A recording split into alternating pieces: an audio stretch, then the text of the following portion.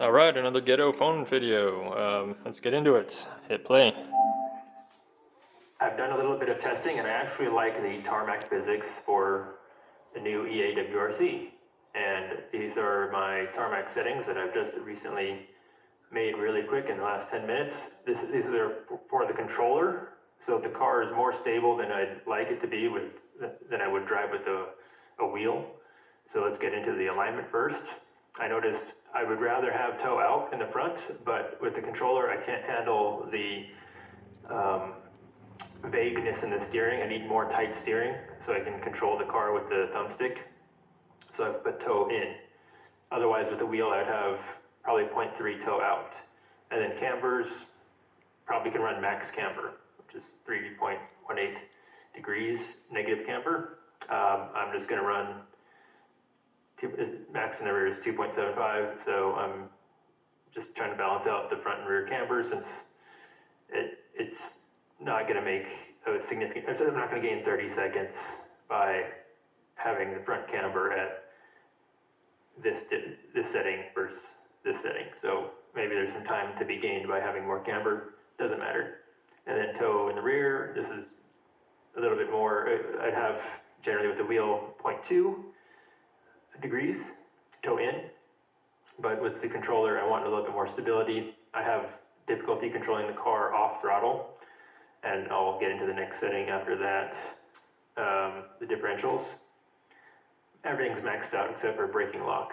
Maxed out the preload in the front because off throttle I need the car to go in a straight line more likely, and 100 newton meters is quite open differential compared to what's available on the actual market. These should be able to achieve at least 600 not degrees, but 600 newton meters. These are newton meters. So 100 newton meters is quite open. So even with these maximum preload lock, it's very squirrely when I lift throttle. Okay, so get into the brakes. I'm doing it in this specific order, sort of on purpose. Braking force, I have this set so that it's just under threshold braking because I'm using a controller, I'm just mashing the trigger, and I don't want to be at perfect threshold braking in a straight line because then I can't maneuver the car.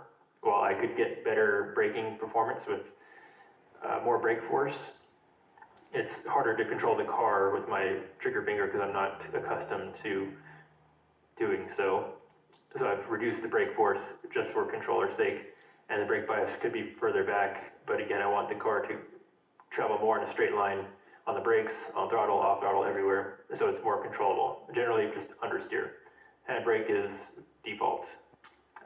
Let's see, gears, I've adjusted this so that first gear is like second gear, and fifth gear is like sixth gear in a 6-gear transmission car. So first gear, it starts, and in the really, really tight corners, it's gonna bog down, but on a square left or right, really tight square left or right, it's perfect first gear for those slow turns. And generally throughout a stage, there's not very many tight handbrake hairpins, maybe at Monaco, but not at Croatia where I'm at currently on the game, that is. This is a good first gear for what I'm doing. And I've just evenly spaced these gears out. They're not quite even. I'm just visually going by the angle on these dots. Fifth gear and final drive is tuned for the maximum speed. It's probably could be a little bit longer for the highest speed section. I haven't really tested it out. I've just done a couple runs through it. I haven't even finished the stage yet. So yeah, anyway, continuing. Damping. I like a lot of front damping on bump and rebound. That's because I like a soft front spring. I'll get into that. Maybe I should do the springs first, actually. Springs, ride height. I just visually looked at the ride height. This looks good from the exterior camera. I have a little bit of brake in the car, so the rear ride height is higher than the front ride height. Front spring rate. This is specifically chosen so that the car will oversteer on trail braking. So at maximum braking lock, even though it's under threshold braking, it will understeer. But when I trail brake into the corner, when I lift off the brake trigger a little bit, it will oversteer on a lot of brakes, so that I'm not using on the open differential in the rear to cause the car to oversteer. I'm using more brake force to get the car to oversteer rather than less brake force to get the car to oversteer. That's due to this front spring compared to the rear spring, which is at 130. I would like it softer, but I'm having instability issues, mostly because of the differential preload. It's not high enough. So I have a little bit stiffer rear spring rate than what I generally run on other games. I generally run 11 or 110 in this case. So now I'm running 113 newtons per millimeter.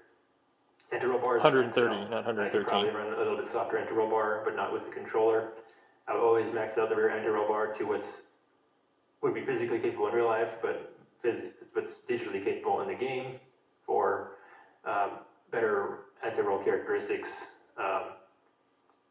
Softer generally means more grip, but not necessarily. It's the ratio between the front and the rear that dictates the grip, because more or less grip is always a reference to the front and rear axle. It's never a reference to maximum total grip. To achieve maximum total grip, you'd want the car to have perfect cambers for how much body roll is in the car, and I'm not really going to get into real detail about the telemetry of the car because I don't have any of that data. I don't have a telemetry recording device to tell me what the car is, how much body roll is in the car, and how much camber is necessary to counteract the body roll. So given that, I just max out the anti-roll bar front and rear. Again, if I had a wheel, I'd probably lower the anti-roll bar in the front a little bit. But this is good for the controller. And then damping. So because I have the soft front, relatively softer front springs, I have maximum damping. I'm not sure how they calculate damping, but I think 0 is supposedly ideal for whatever spring rate the car uses. So it means that if I change the spring rate, the 0 changes, it actually changes the digital valving of the damper. So +5 for optimum. Yeah, +5 from whatever 0 is, which is probably around 50% damping, generally. That's generally what it is for most cars. And then, assuming the valving is the same for the bump and the rebound, I have the rebound maxed out because I want to control the roll. Rebound does dive and squat rebound motion, but also a roll motion as well as the bump damping, and it controls the roll and the dive and the squat to make it slower. And with that said, I like to have a softer rear damper. What that does is it allows the car to roll into the oversteer smoothly. Because the rear springs are stiff, it's going to oversteer. But because the damping in the rear is soft, it's going to transition with more load on the front, causing understeer, until it reaches max load that the cornering force provides in the suspension. This is a kind of convoluted, but hopefully it makes sense. And then fast bump is just full open. I could adjust this. I'm not going to go into full detail on this because it would take a lot of time driving several different stages and bumpy and smooth stages to really figure out what kind of fast bump I'd want. But generally, fast bump means a hard bump, or a bump that moves the damper shock setup quickly, and I want it to be freely unrestricted when it hits a fast bump. And then I have this set really high so that it doesn't. It's a really fast speed, that is. This is a lower speed. This is 0 speed. This is a higher speed activation. Says it on the right there, so that I don't get super soft suspension in weight transfer situations. So this is purely makes it so that any bump activates the fast bump only. No body roll activates fast bump. Okay. I think that's everything. I did the gears. I did everything. Okay. And now for the live drive, and this might be sloppy. I'm really paying attention to the notes since I haven't memorized the stage. Okay. Starts 90, 3 left, good luck. 5, 4, 3, 2, 1, go. 90, lead 3 left, long, opens Have and automatic tightens. clutch on. 160. I need to pay attention because I'm using the controller. I don't want to deal with clutch work. 6 left, brake. And lead 1 right, 90. 2 left, long.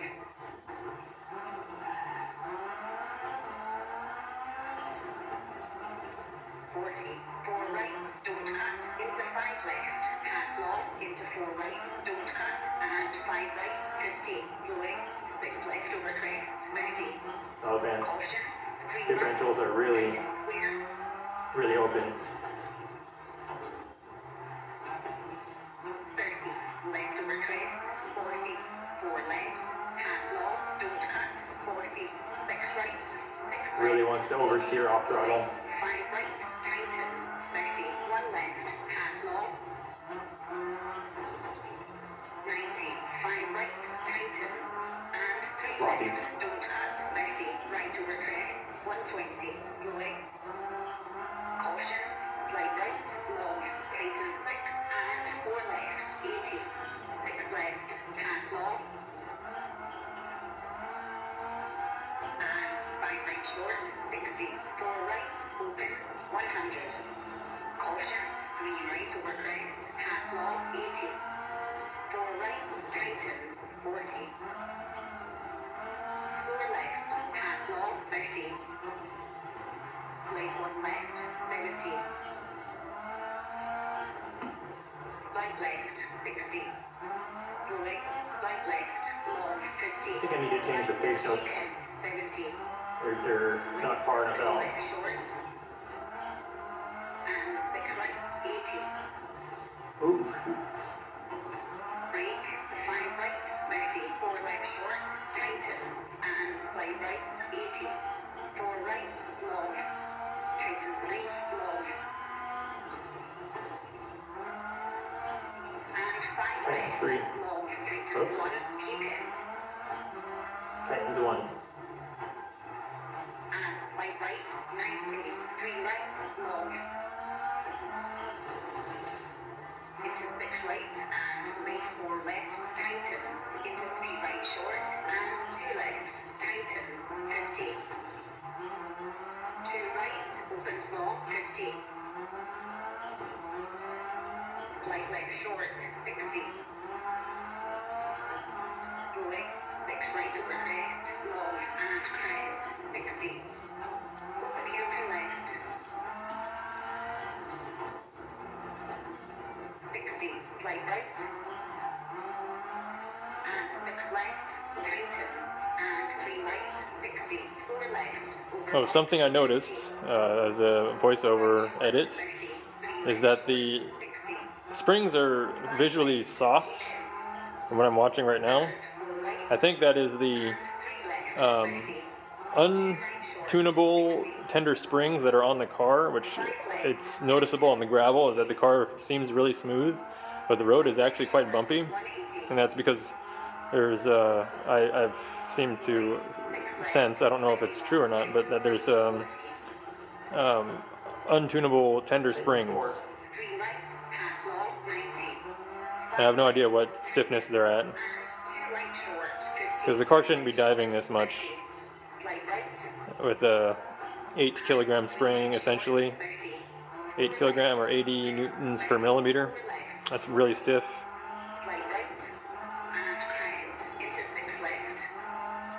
So that means there's a softer spring that's stacked, digitally stacked, I guess, because they're not physically modeled, but you know, that there's a softer spring that's stacked on top of the 80. Oh, that's Excuse me. for comfort. Oh, bad brake control. So part of the instability is coming from those untunable, A little bit more. soft springs, which I'm talking over myself right now. Or reduce the rear camber a little bit. That'll improve braking stability. 4 right short, over finish, 70 to stop.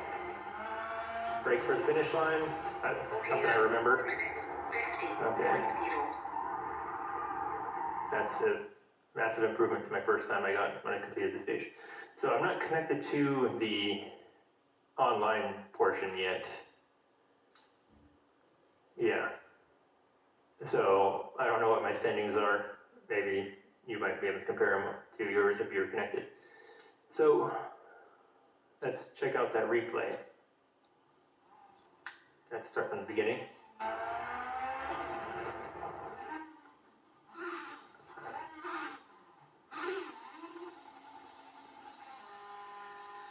So this part is just me faffing with the replay controls. Yeah, this is very sloppy.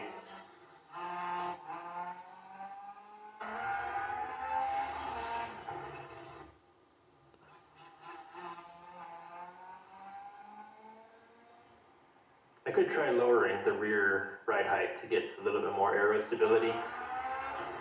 That might help.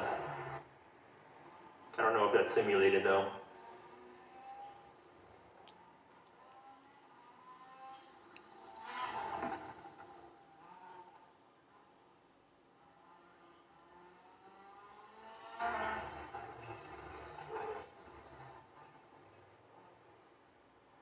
Okay, I can't bear to watch any more of this.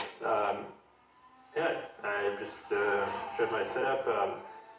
Generally, if the car is a four-wheel drive front engine car and weighs about the same, these settings will, or very close to these settings, will work on every other car that's very similar.